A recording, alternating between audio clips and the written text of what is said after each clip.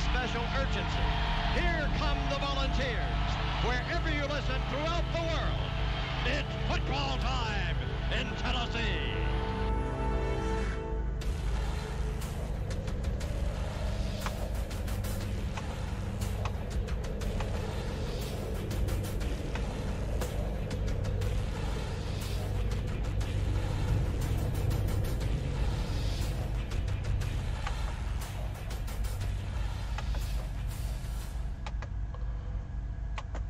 What's going on, Vol fans? Had a little technical difficulty on my last call-in show there. Nobody could hear the callers, but I think I've got it fixed. And the purpose of this live stream is to see if I do have it fixed. So if I can get some callers to call in at 855-489-7623, we'll talk some football and we'll see if we can't get this show on the road and get this thing fixed. So I appreciate everybody sticking with me. I'm sorry about that technical difficulties on the last call there, but we're going to try to get it going, and I'm going to just have a short show on this live show, and I'm going to do this every Tuesday. Every Tuesday I'm going to be doing a show. I think I'm going to do it between 6 and 8. I settled on 6 earlier, but I don't know if that's going to be too early, too late. My thinking was the Friday 8 o'clock is best. Everybody getting ready for the weekend and all that's going on. I felt like 8 o'clock would be good. And then on the Tuesday, I was thinking that 6 o'clock would be best because everybody can call in before they go to bed. Anyway, if y'all could put in the comment section what y'all think on the Tuesday call-in show. And of course, we're going to go live every ball game. I'm going to try to get the last 2 or 3 minutes every ball game go live. Now, if it's a really good ball game, I may go in sooner and then do the call-in show immediately after the ball game. And I see a lot of y'all log back in. John Neal, I see you. George, Camden, Rhonda Orr, how y'all doing? Adam, good to see you on here. Adam was hot and heavy on my last live stream on Saturday. Had a lot of good comments. And Emery Morgan, always good to have Georgia fans on here. And 19 Savage, good to see y'all. I've got a couple people on hold right now. I'm going to go ahead and put them on, and I want y'all to tell me in the comments section if y'all can hear them. So who do you got for Catfish? Who's this? I don't know. You don't know? Am I on? You're on. Is this George? Oh. Yeah, I didn't know I was on. Yeah, you're on. If I can okay, it's George. Hold on one second. I want everybody to let me know. Yeah, let's see if they can hear us. I agree. Let's see if they can hear us first. All right. Everybody, if they can comment, there's about a 10-second delay, so it'll take it a couple of seconds for it. Yeah, I know. I got all day. I'm retired. Yeah, I can hear from John Neal. So Camden says we can hear it. Yes, we did it. We did it. All right. I had to call OBS. Hey, you're and get all the your technical guy is good. Whoever fixed this shit for you, let's give him some credit. It's the people I pay to put this show on. I said, hey, look, I'm subscribing to this service. I want y'all to help me fix it. Hey, so, they fixed it. They fixed it, man. It's college football season. Let's go. Yeah. Well, I see. Hey, listen, before you go, go ahead. I'm sorry. Go ahead. I see college football maniac on here. He won a tiki totem. There's 3 or 4 of yous that won a tiki totem in the last couple of weeks. I haven't been home to mail it, but they should be going out in the mail this week, and y'all should have them in the next week. So, college football maniac, you'll be getting your South Carolina tiki totem here soon. I'm sorry it took so long. I've been on the road for about 3 weeks, and it's just hard to get a lot of this stuff done. So Tell me about your Florida Gators. You got Kentucky coming up. What do you think about that? First of all, I told you my brother has 4 million miles driving. Just he doing what you do. Yeah.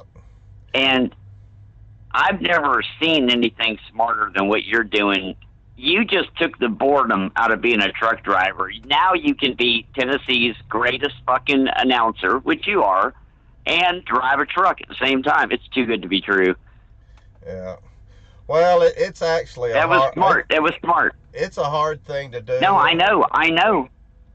It's brutal. I drove with my brother one time, and I was like, this is a hard job. There's a lot of physical labor involved. And putting this show on, it's really hard because I'm running so much, and I have to... the pre-recorded videos are probably a lot harder than the live streams, so you're going to be seeing a lot of more live streams from me because they're a lot easier to do because all I have to do is log in, hit live stream, hit the start stream button, and start talking. And when I'm done, I close the computer up and hit the road. Those pre-recorded people ones... like it better. People like it better anyway. It worked out good for you. Yeah, those pre-recorded ones, like that pre-game West Virginia video, it was like a 9-minute video, but I probably had I probably had 5 hours invested in that video. So those pre-recorded ones aren't easy. Yeah. Hey, listen, during the off season, the pre-recordeds are fine, but we're in the football season now. Yeah. We just want live feeds and we'll chat. Yeah. Well, what's on your mind? Tell me about these Kentucky Wildcats. Is that a Gainesville game? Well, listen, we all know Florida's going to decimate Kentucky, and it'll be worse this year than most years. But let's talk about Tennessee right now for a minute because I feel bad for the Tennessee fans. I don't want you to beat Florida, but other than that, there's a lot of big games you can win, and I predict you will win one. And I'm going to tell you why, logically speaking. When you look at the recruiting for the last X number of years, you guys are above Florida in players. So don't tell me Tennessee's not going to beat somebody's ass somewhere along the line. I hate it when people talk shit about Tennessee. They only talk shit about Tennessee because they don't play Tennessee. There's no easy games in the Southeastern Conference. And if there is an easy game in the Southeastern Conference, it's sure not Tennessee. And I'm a Gator. I respect you like I respect LSU. We don't take you for granted. These other people talking shit are just full of shit. Well, I tell you what, we've had some good recruiting classes, but I've seen coaches with a lot less talent than we have had year in and year out at Tennessee that tackle better than we do, that do all the fundamentals better than we do, and that seems to be our problem the last decade. I don't know what it is. We've had a half a dozen coaches, and I don't understand it. I mean, it's disheartening. But I think we're gonna get it together. And I see Pigskin Pete's on, and I'm gonna go ahead and patch him in while we're talking. But George, all right, good. I want to know as far as Kentucky.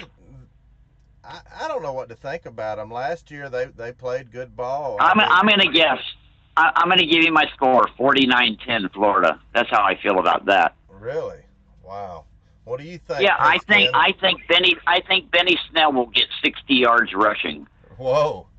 And they will shut them down. It'll be a defensive massacre. I guess we'll see. What time's the ball game? I sent Uncle Pete's video. No, I sent Uncle Lou's video to the locker room. I know a couple of players. I sent them that video Uncle Lou made making fun of our defense because Charleston Southern rushed for 5 yards a carry. It won't happen again. Well, I think Benny Snell is a good running back. I don't know what to say about Kentucky. They've been on the cusp of trying to make a bowl the last several years, and I think they've only made one or two bowls the last few years. But who knows? I guess Kentucky needs to worry about Vanderbilt. That's what I say. They're not on everybody else's level, but they got good facilities. I'll tell you that. What do you think about your quarterback? Last year, a lot of people were down on Franks. How's he playing this year? You got confidence in him?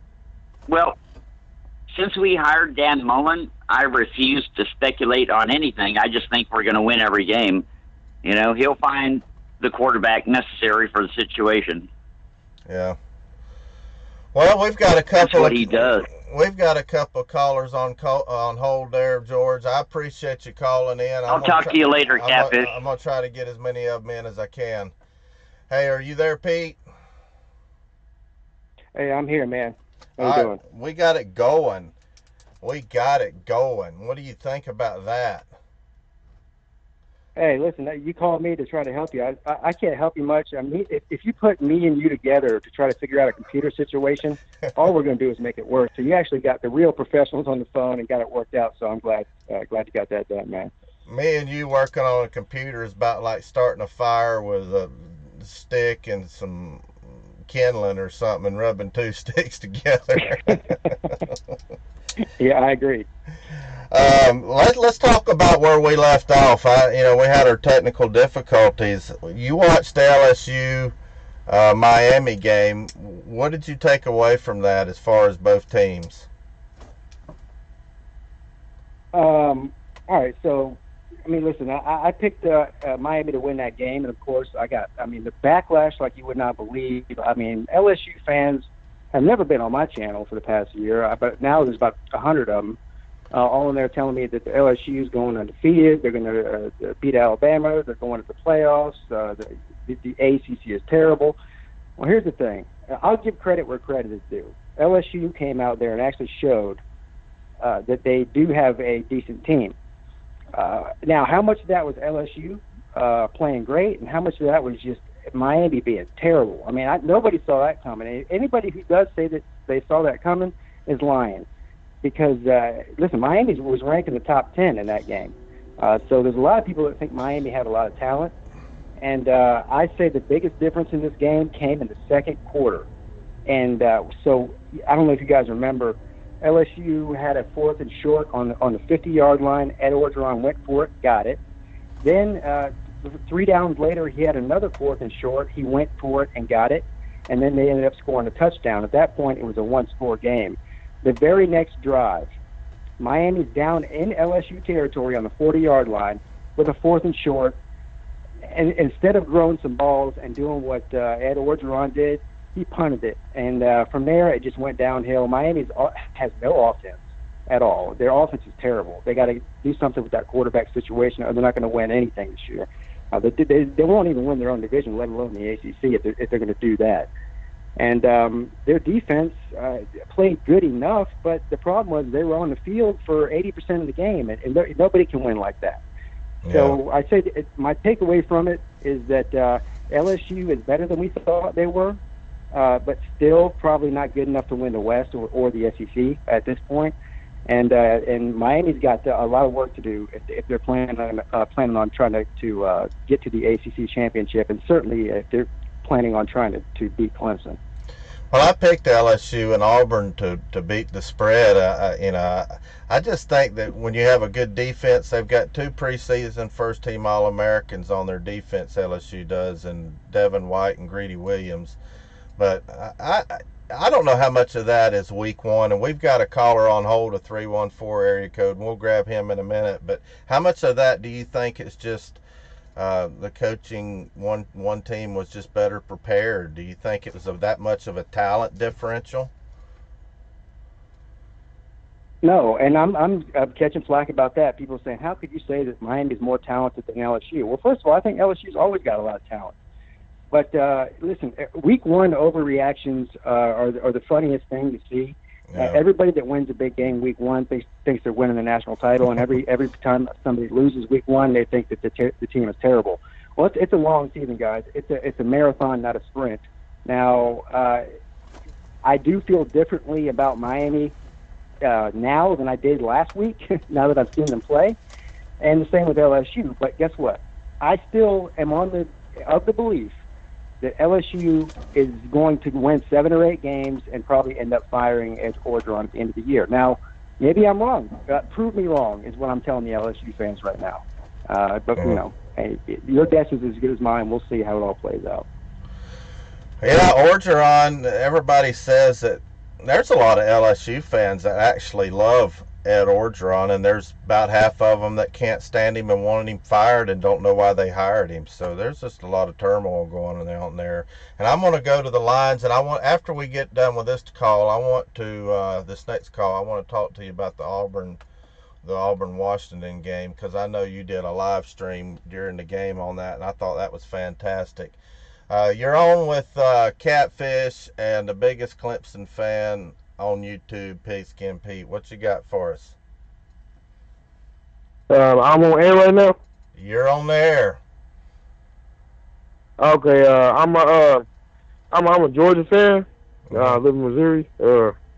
Born and raised in Georgia, but I don't know how Florida is going to beat Kentucky.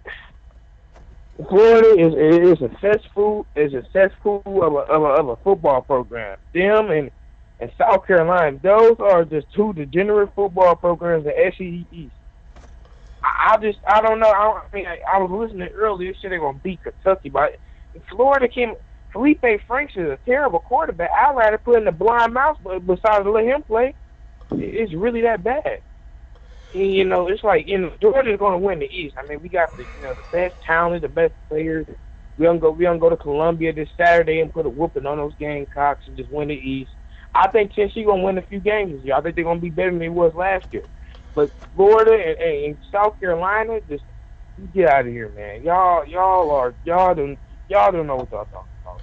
Well, I know Pigskin Peete can't stand South Carolina, but I'm going to tell you something about Georgia. I've done several reaction videos to some of your players, Justin Fields and DeAndre Swift, and I tell you what, Kirby Smart, and I've said this I don't know how many times, so I blew in my face. I am sick and tired of every time I get on YouTube, Uncle Lou has a live stream going, watching some commit, five-star recruit fixing to announce that they're going to Georgia.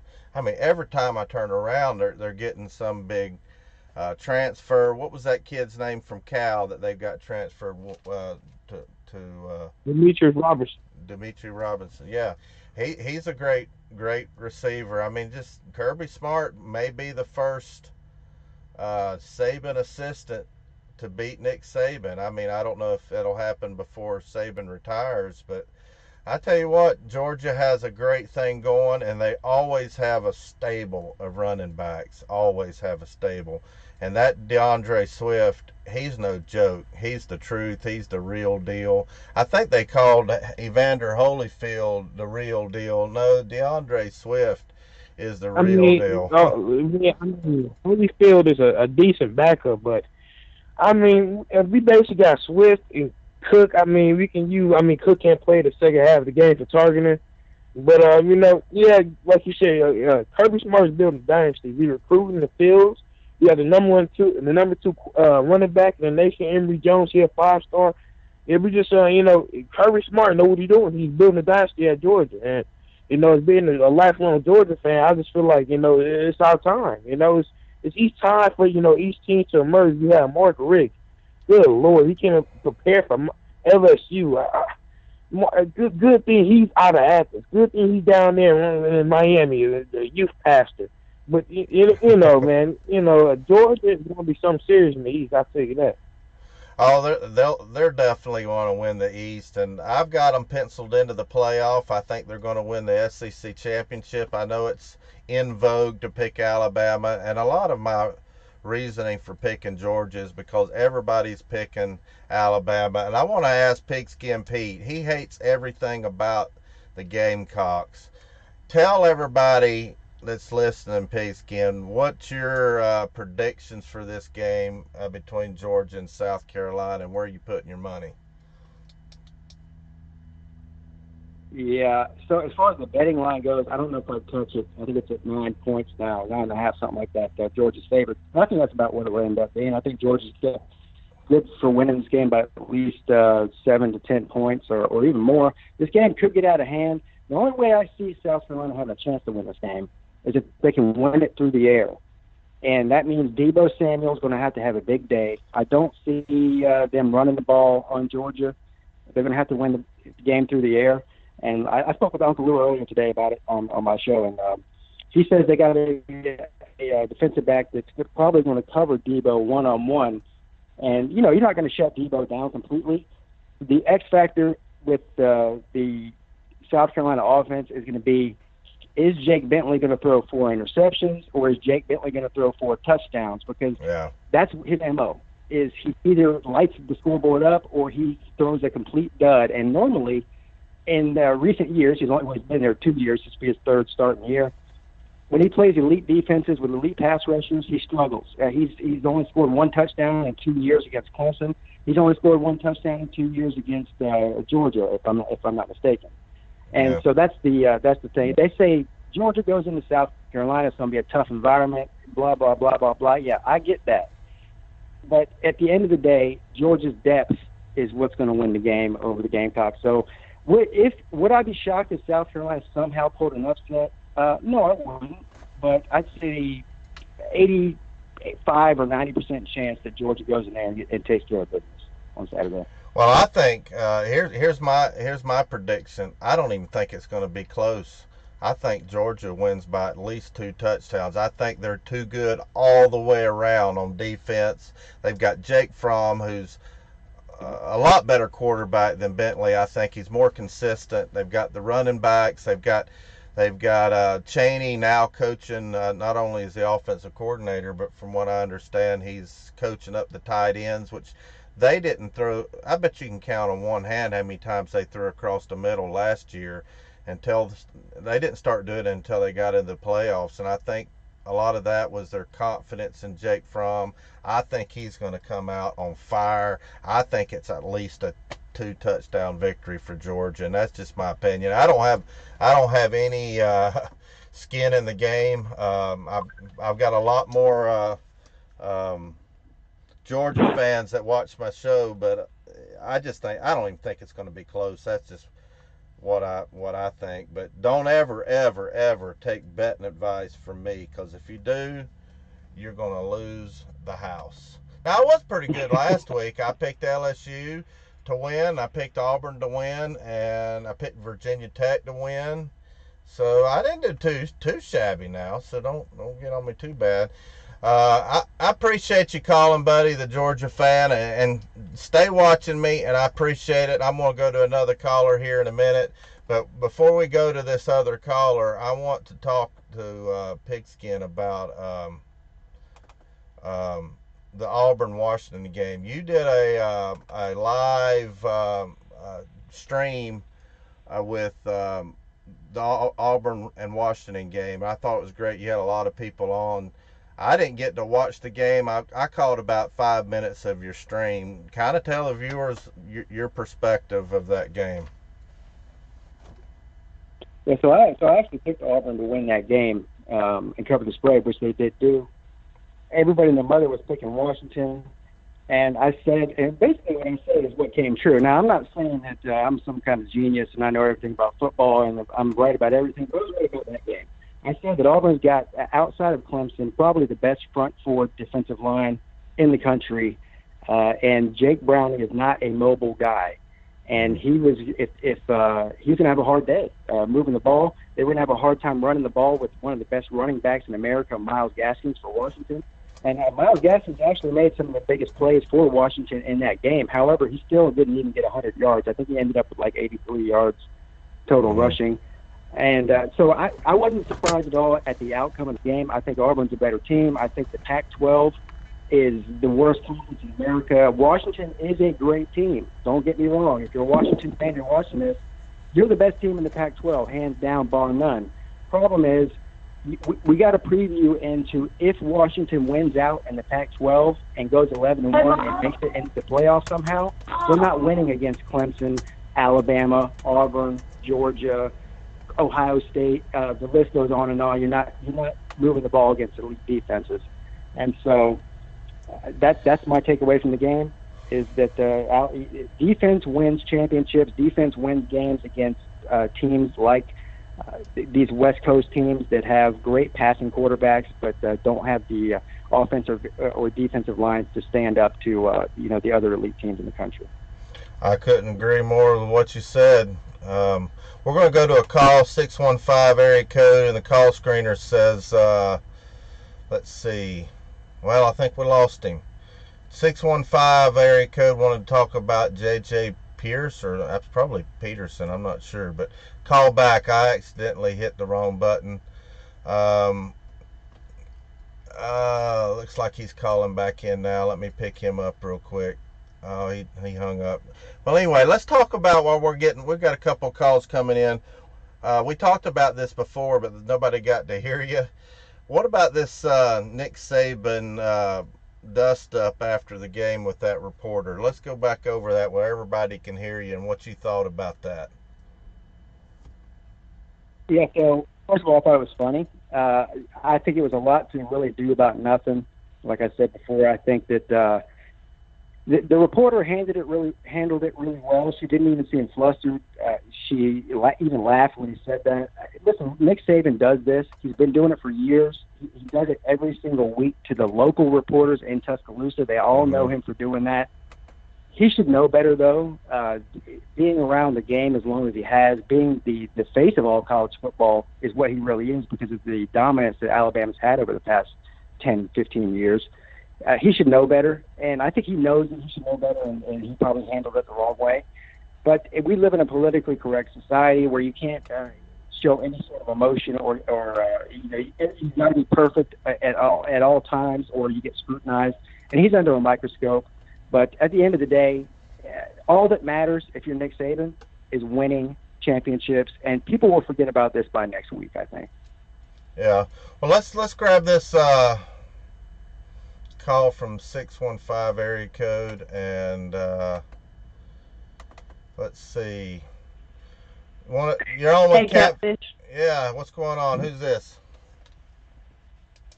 This is Eli from Nashville, Tennessee. How you doing? What's going on? What you got for I us? was going to ask, is there any news on J.J. Peterson? I've just been looking around. I can't find anything, so I'm just seeing if anybody's heard anything different. The last I heard, he had made the clearinghouse, and so he's going to be on campus this week, and I'm fixing to open up the lines where more people. I've only had three lines opened up, but anyway, he's going to be on campus this week. He made the clearinghouse, made the grades, so J.J. Peterson will be on campus this week, and I don't know when he'll actually make it to the game, or how long that's going to take him. Yeah, I think if we can get him by Florida, that would be great. But I mean, maybe against UTEP, or I don't know. I just feel like one game before Florida would be great for him just to get used to the system. I doubt we'll see him by Florida, but we'll see. Did you have anything else? No, that's it, man. I was just asking you. All right, appreciate it, buddy. Thanks for calling in. We're going to go over here to 971 area code. Let's see. What you got for Catfish and Pigskin Peete? I want to give you some predictions. Oh, go ahead. Absolutely. I predict that Florida decimates Kentucky. Who's Tennessee playing? I forget. Some weak team, right? Yeah, East Tennessee State University at Knoxville. Whatever. That's a win for you.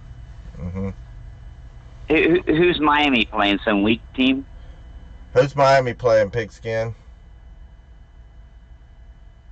Well, I don't know. He's right. It's a Texas game.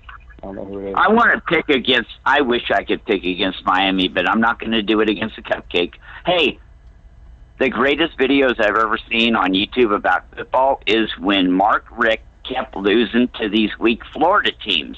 He went berserk, and I think that's how he made his name. And now there's 3 or 4 of you guys. I swear to God, you are all worthy of television. I love you guys. I'm not some bored old man with nothing better to do. You get my attention because you're worth it. You're funny, all of you. I love you. Appreciate it. Pigskin Peete does a great job. And you're telling You're telling the truth with a sense of humor, all of you. Well, we're always right, aren't we, Pigskin? Yeah, I'm right all the time until I start reading the comment section. Then I realize how wrong I really am. It's a blast. It's a blast. Some of these people are scary, but, I'm never going to give my home address out, Yeah. Well, it's getting hot. It's so good to have. It's getting hot in this truck. I'm going to take one more call, and I'm going to cut it short. And I know Pigskin's got a lot to do, so I appreciate you calling in. I'll be back. I just want to say one last thing. Go ahead. I just want to say one last thing. I'm really satisfied with college football so far. Yeah, me too. Well, this is great. Not really for my team, but as far as the college football landscape. Well, whatever. You look good for a while. I have faith in you. I swear to God, I have faith in you, Tennessee. Hey. I swear to. I hate it when people talk bad about you. Hey. It's still mathematically possible. And me and Pigskin were talking about this off Tennessee, air. Tennessee, listen to me. Listen to me. I'm a Gator. I hate you, but I know in every single fucking rating, every category, you're ahead of us. Don't you understand that? Well, it's still mathematically possible I'm saying Tennessee wins 8 games, and everybody, Jeremy Pruitt, fucks up and says "fuck everybody" at a press conference. Yeah. Well, I think our ceiling's they have to bleep it. Yeah, our ceiling's 7-5, I think, but we're still mathematically possible to go 14-1. But I appreciate you calling, George. You can't. Go ahead. And you can't beat Florida. Bye. Later. We're going to take one more call. We've got somebody. We got John Neal on the line. What you got, John? Hey, Catfish. Hey, buddy. Hey. Yeah, so what do you think about our game coming up this week against ETSU? I think it's going to be an easy game for us, but I think you're going to see us play a lot of players, a lot of second and third stringers. I'm hoping to get some experience. I don't know if you heard the same thing, and I hope I heard correctly. They said they're going to give Keller Christ a lot of time at quarterback for evaluation purposes. Now, I was happy with what Garantano did. I thought he showed a lot of toughness. No, we didn't win the ball game. He wasn't a Heisman candidate, but I think the kid is tough. He took a beating and he was still hung in there, and I can't. He did way better than I thought he'd do. What do you think about that?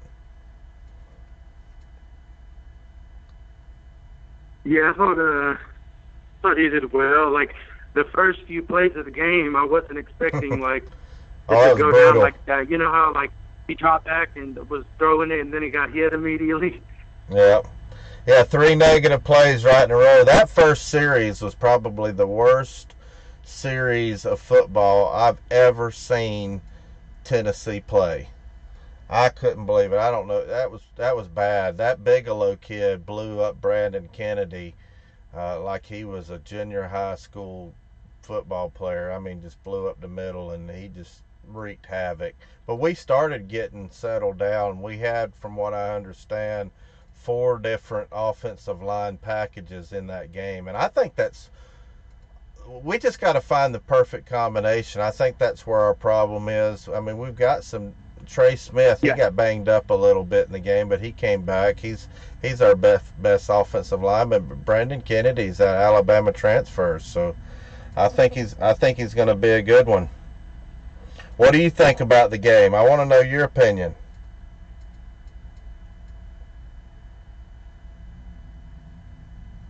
Are you there? Looks like we lost him. I'm gonna wrap this up, Pete. Are you still there? Yeah. Before we wrap it up, I got one thing to say. Yeah. To all the Georgia fans. I know you got a lot of Georgia fans on here watching right now, and maybe watching later. I don't know. Please. Do Pigskin Pete a huge solid and go out there and take care of business this Saturday against the Boom Chickens. If you lose this game, I'll never forgive you. That's all. They're going to win. They're going to win by 2 touchdowns. And before you go, I want to ask you about your game, Clemson, Texas A&M. I don't know what Texas A&M is. They didn't play anybody this first week. It was a nobody. What are you expecting out of your team this Saturday? Well, clearly I'm biased on this. I don't think it's going to be close. I just don't. I just think that I'd be surprised if Texas A&M scores 10 points. Everyone's saying the environment on the road at night, Texas A&M's loud, blah, blah, blah, blah, blah. They got news for you. The Clemson team is the most veteran team that we've had in Dabo Swinney's tenure there. These guys have played in big games. They played in the, primetime games. They played in playoff games. Hell, a lot of them have won national titles. So the stage is not going to be too big for them to go into Texas A&M and beat up on let's be honest here, an average roster at best. So I don't. The line is like 13 or 12 points or something like that. I'd say that Clemson wins by more than that. That's the way I feel. Well, I think you're right. I guess we'll see. But I appreciate you helping me out. We had some technical difficulties, but we got it together. And I'm going to put on another show this Friday. And you have a good evening, Pete. And I'm going to give a few shout-outs before I go. But I'm going to go ahead and go on with the show. Appreciate it, Pete. Yeah, man, I appreciate you. I'll see you next time. All right. Well, guys, I appreciate y'all tuning in. I'm going to give some shout-outs. Somebody wanted me to shout them out. Who is that? I saw it earlier. Grasser82, you get a big old shout-out. I see Billy Cole Jr.'s in here. Sooner Ace, Dennis Wilson. I seen Dennis Wilson on a Miami LSU live show on the other day when they were playing LSU. Gunners in the house. Let's see, Savage Dogs. Let's see, who else is in here? David Johnson, Adam Bumgarner. All you guys, I really appreciate. I appreciate y'all tuning back in. And Logan M. Elliott, West Virginia fan, it looks like. Y'all played a heck of a ball game.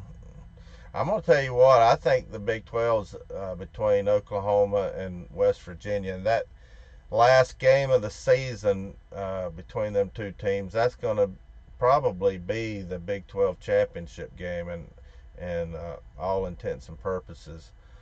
But anyway, I appreciate you, everybody. Appreciate you tuning in. Better late than never. So we'll see y'all later. Y'all know what's coming next. Thanks for tuning in. Go Vols. We're going to a bowl game. I promise you that.